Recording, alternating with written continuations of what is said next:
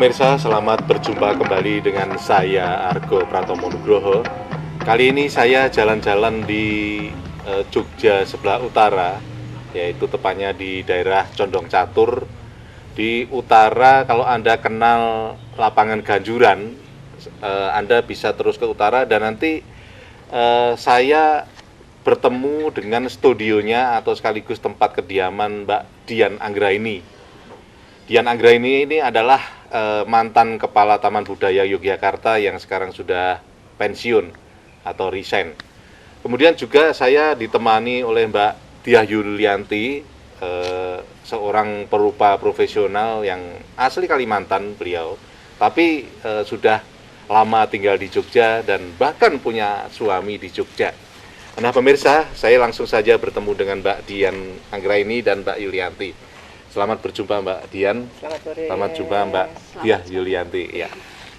Saya ingin bertanya dulu dengan Mbak Dian Anggraini. Mbak Dian, ini melihat atau kalau kita rasakan belakangan ini pasti berbeda situasinya ketika kita melihat konstelasi atau situasi dunia seni rupa di Indonesia, khususnya di Jogja, yang dirasakan oleh Mbak Dian bagaimana Mbak akhir-akhir ini?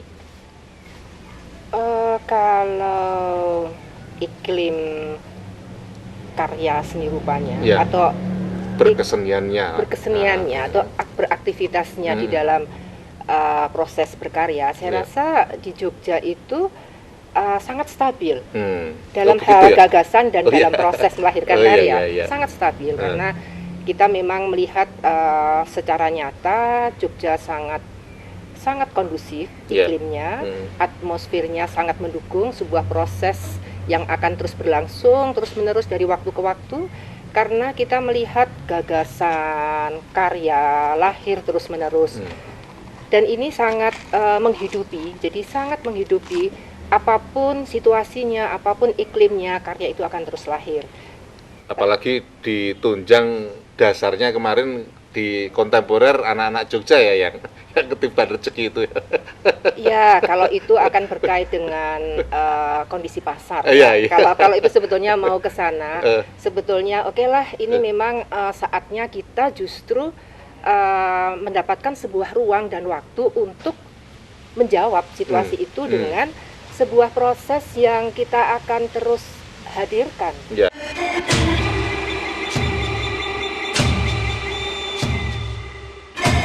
Kamu berdikari, yes. Toko berdikari, yes. Sebuah pemikiran dan karya yang mestinya kita terus lahirkan gitu. Saya rasa kalau iklim berkarya dan berkesenian itu tidak akan pernah berhenti. Dan kita bisa, jawabannya adalah ketika kita hadir di banyak peristiwa budaya yang ada di Jogja. Ya. Ketika kita masih ketemu banyak kawan-kawan, ngobrol, diskusi, membuat sebuah gagasan, pemikiran-pemikiran dan rancangan-rancangan yang sangat bukan main ya, nggak pernah berhenti. Itu memang nggak pernah berhenti dan itu adalah sebuah jawaban yang kemudian mengatakan ya iklim ekonomi okelah, itu iklim ekonomi yang memang sedang pasarnya kondisinya seperti itu, tetapi di dalam hal proses kelahiran karya, berkesenian itu kita bersyukur kita ada di Jogja dan itu tetap berlangsung. Iya, dan itu tetap dijaga ya. Kalau menurut Mbak Diah juga sama dengan Mbak Dian Anggraini ini? Ya, kalau sebuah pilihan itu kan sebuah keyakinan. Iya.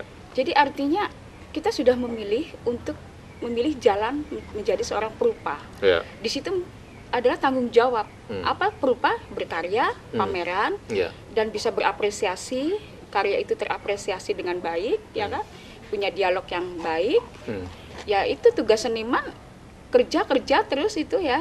Jadi mau goncangan seperti apa, situasi ekonomi apa, dan yang ngapain kita pikirin itu? Kan ini sudah bagian daripada profesi kita. Jadi juga kita harus yakin, mau hari ini pasti ada besok, ada tahun depan. Jadi kerja terus lah. Artinya nggak peduli dengan fluktuasi yang ada gitu ya.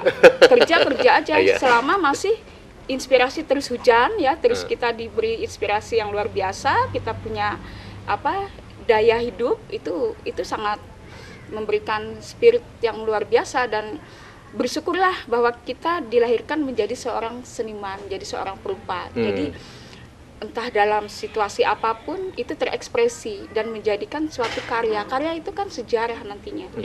Jadi itu adalah catatan. Jadi itu menarik sekali, dan bersyukur menjadi seorang perupa atau menjadi seorang seniman bahwa kita dapat mengekspresikan hal-hal apa saja yang apa di dalam pikiran kita, di dalam batin, imajinasi kita. Jadi kalau kita terus berpikir pasar, pikir ekonomi, ada pikir ini gempa bumi, lalu kita berhenti. Jadi apa sebenarnya inti dari pilihan hidup kita gitu. Dan manusia harus punya daya hidup. Kalau manusia itu punya daya hidup, artinya dia bagaimana mempertahankan hidupnya. Dan hidup itu harus punya arti, harus punya makna. Jadi bagaimana kalau kita meninggalkan seorang seniman itu, kalau dia nggak ada ya dia meninggalkan karyanya. Jangan sampai nggak meninggalkan apa-apa. Gitu. Bilang seniman tapi karyanya nggak ada gitu ya. Oke, ini sudah mulai kelihatan nih bahwa kedua Sri Kandi seni rupa ini memang tidak main-main ini. Karena saya juga membaca bahwa Mbak Dian maupun Mbak Tia itu ketika mahasiswa dulu pun itu memang betul dulu satu-satunya mahasiswi ya di tengah banyak mahasiswa gitu. Mbak Dian bagaimana itu? Iya, waktu itu ini kembali kepada sebuah pilihan gitu ya. Ketika tahun pertama masuk kuliah itu sudah masih ada beberapa kawan perempuan di ASRI ya, di ASRI, Sekolah Tinggi Seni Rupa Indonesia, ASRI gitu. Ada 4-5 teman-teman perempuan gitu. Tapi di dalam proses perjalanannya sampai selesai saya sendiri sih memang. Ya tentu itu berkait dengan pilihan dan komitmen bahwa kalau ini menjadi sebuah pilihan ya udah kita tekuni gitu karena ini adalah sebuah proses awal gitu. Kalau belum udah putus ya tentu ketika teman-teman putus punya alasan. Saya rasa semua punya alasan, tetapi apapun itu kita hargai. Mbak Dian, Mbak Tia juga ya? Dari awal memang saya sendiri. Jadi ada satu mahasiswa dari Swiss, satu mahasiswa dari Meksiko, selebihnya itu banyak, ada dari Bali terutama, Toraja, Jogja, dan Padang. Ada gitu Kalimantan ya? Kalimantan satu-satunya juga. Dan saya pikir ketika kita udah memberikan suatu pilihan, itu juga kita tidak sekedar memilih, itu kan sudah dipikir, sudah kita hayatin, apakah betul kita akan masuk ke wilayah ini, sehingga wilayah itu menjadikan sebuah profesi untuk saya, dan profesi itu yang memberikan hidup saya, justru dari karya yang saya bisa bertahan sampai hari ini, saya bisa ya melihat museum-museum yang ada di luar ya, dan itu saya rasakan sekali bahwa karya itu benar-benar memberikan manfaat, berguna. Jadi melukis tidak hanya sekedar melukis, tapi bagaimana karya bisa berinteraksi dan bermanfaat bagi orang lain, dan juga bermanfaat kepada si pelukisnya, sehingga dia punya wawasan yang lebih panjang lagi gitu. Dan menambah kemantapan ketika Anda berkarya, memilih profesi ini ya. Oke.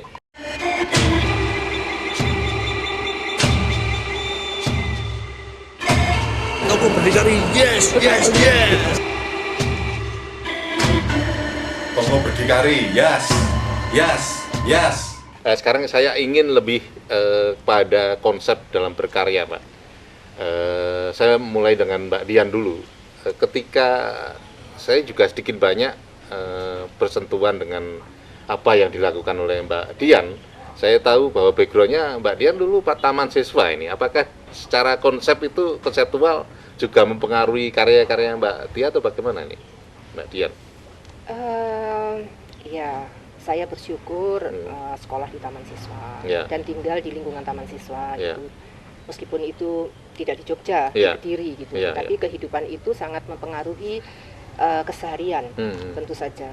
Jadi ketika saya ada di Taman Budaya juga itu yang mempengaruhi bagaimana sebuah ruang itu, bagaimana bisa kita isi, bagaimana kita semua mengekspresikan apa yang mesti kita ekspresikan. Jadi kita akhirnya menjadi responsif terhadap situasi, kemudian merdeka lahir batin.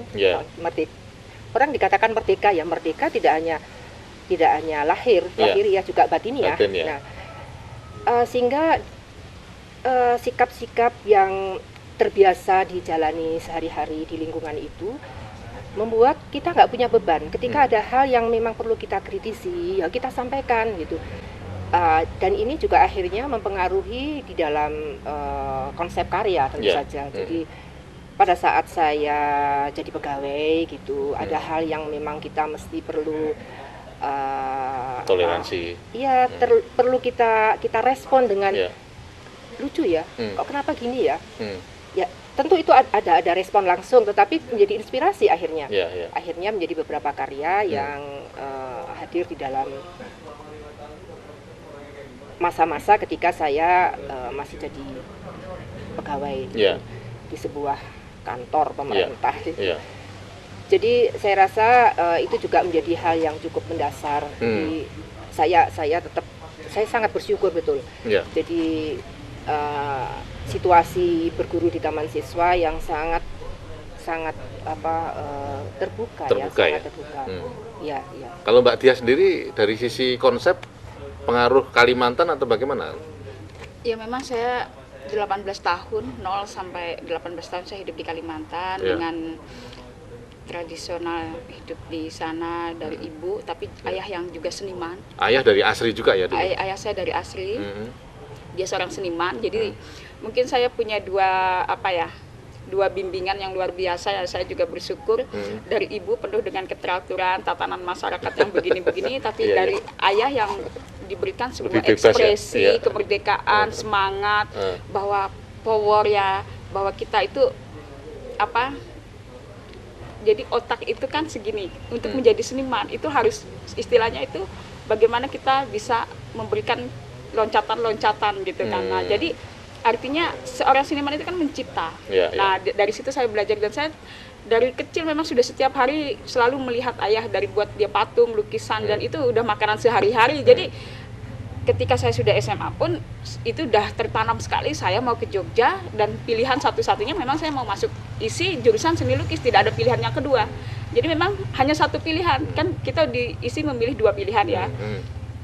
Tapi saya seperti merasa yakin saya ingin menjadi seorang seniman, dan itu terus alhamdulillah itu kuat sekali di keyakinan itu, sehingga saya juga diberi jalan oleh Tuhan, dan saya menjadi mahasiswa isi, dan itu untuk saya menarik sebagai mahasiswa seni yang kita belajar tidak di bangku kuliah, tapi kita bisa belajar di alam, kita pergi kemana, dan mungkin di fakultas yang lain tidak ada seperti itu. Itulah menariknya, sehingga kita memang belajar di situ. Saya mendapatkan bahwa sentuhan alam, ditambah lagi dengan memang Kalimantan yang penuh dengan tradisi, religi, spiritual, magis. Di situ juga masuk hal-hal masa kecil itu selalu ya. Akar itu kan saya bawa, tapi tumbuhnya saya di sini, berbuahnya saya di Jogja, ya seperti itu.